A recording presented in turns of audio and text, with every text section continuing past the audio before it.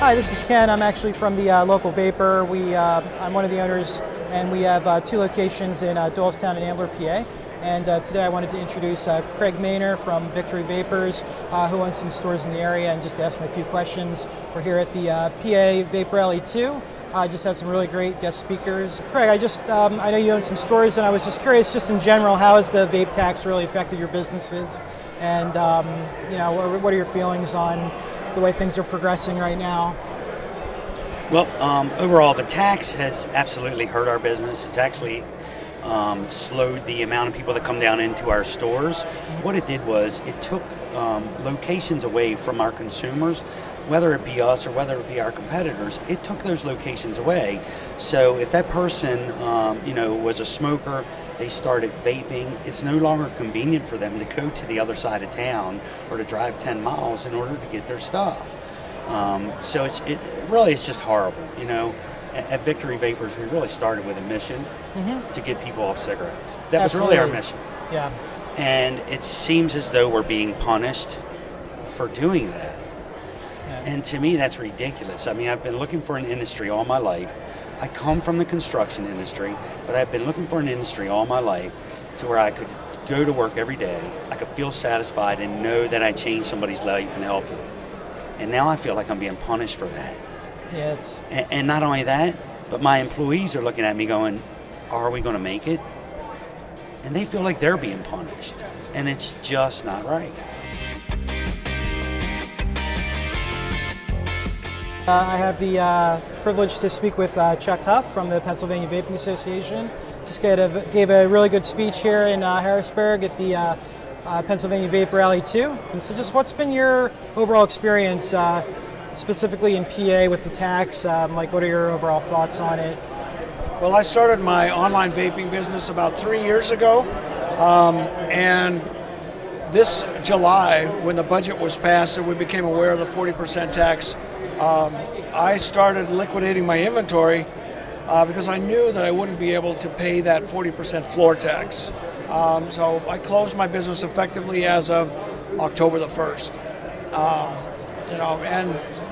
So basically, like many people here today have said, I started in the business because of what it did for me. I was a pack-a-day smoker, and I went to vaping, never picked up cigarettes again, and it's been 3 years. So the reason I started my online vaping store was that I wanted to be able to pass this same benefit on to other consumers as well, people that wanted to quit smoking.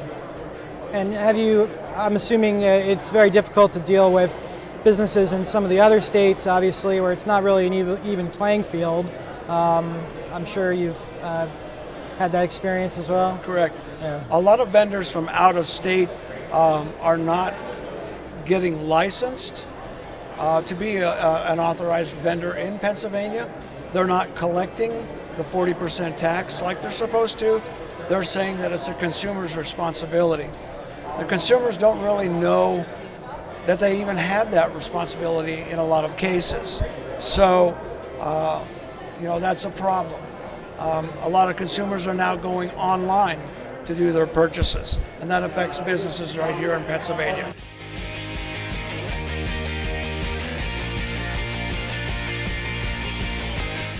Hi, my name's Ken from the Local Vapor, and we are here and have the esteemed pleasure to meet with Senator Scott Wagner, who was just here for the Pennsylvania Vape Rally number 2, and we had the pleasure to hear a great speech from him, and we really appreciate that. Just wanted to kind of get your whole take on the 40% tax for some of our customers. Was curious if you directly support HB 2342 and what State Representative Whelan is trying to propose for something that's a little bit more workable in terms of the taxes. And I didn't know if you had any other suggestions, maybe if that were not reintroduced and passed, that maybe you had given some thought, or... I do support the bill that's been introduced by Representative Whelan, but I guess my issue becomes a lot deeper. I've been here for almost 3 years, and all I can say is what I have seen here in Harrisburg. The best way to describe Harrisburg is government gone wild. We don't have a revenue problem, we have a spending problem. We wasted $1 billion on a statewide radio system that was, the contract was terminated, this summer. It was a 10-year project. We just wasted what I believe is $400 million on an upgrade of the computer system, the infrastructure, and the unemployment call center. I mean, I could go on for hours of what I see up here in Harrisburg. We don't have a revenue problem, we have a spending problem. And until we get my position, and I'm not an unreasonable person, I'm a private sector business owner, but until we get our arms around the revenue side and the spending side, we should not be increasing taxes on anything, period. So I voted against the last budget, the last two budgets that involved any tax increases. So I mean, I think we have to turn over rocks. We have to find out where we're wasting money. And I'm a big believer that we should be doing zero-based budgeting up here in Harrisburg. And if we did that, I think the first year we'd probably find somewhere between 1.5 and $4 billion. Well, that 1.5 and $4 billion is a drop in the bucket compared to what you're talking about generating through this 40% tax. So sure. There's accountability that is required up here, and there's zero accountability. Well, we appreciate that viewpoint because I know a lot of people maybe don't share in that. As far as the sort of trend to tax specific industries, I know that if the state does need to generate revenue, and we've spoken with State Representative Mary Jo Daley, who's not necessarily in support of the vaping industry, but her argument is, well, money needs to come from somewhere. Do you think that maybe the solution might be a more unilateral tax, or just really just controlling the spending in general? Well, for me, it's more, I'm here on a bigger picture. Okay. I mean, what you're talking about, picking one industry, and when Governor Wolf came into office, he was talking about taxing the natural gas industry. And, they're talking about, changing fees that casinos, generate to the state. They're talking about different taxes. Everybody, the easy way up here is just to raise taxes on something instead of do your job and find out where, we have a ship that's leaking, and we need to pull the ship out of the water, repair the holes, and we don't need to be putting rubber patches on the side of the ship, which is what we do. We need to pull the ship out, and we need to identify where number one, we need to have scuba divers down in the swamp figuring out where the leaks are. Sure. And then you get you take spray paint. There's underwater spray paint, I'm sure, that you spray paint where the hole is, where you're leaking, and then you pull the ship out and everything's marked and you fix it. And you use steel plating, you don't use rubber patchwork.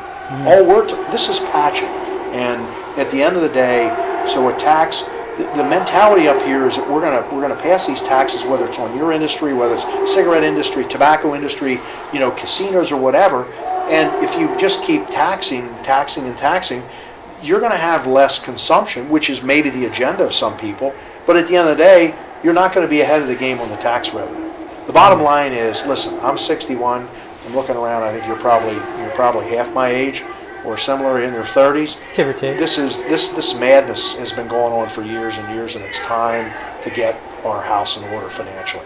So I guess my last question would be, for people that are specifically in our industry, what can they do to spark change? And with some of the points you're bringing up, is there anything that we can do actively other than just meeting with the different representatives that comes to mind besides that?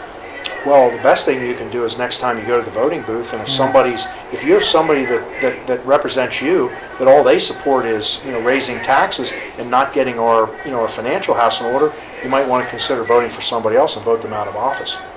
Well said. Thank you. Thank you so much for your time. You're welcome. I greatly appreciate it.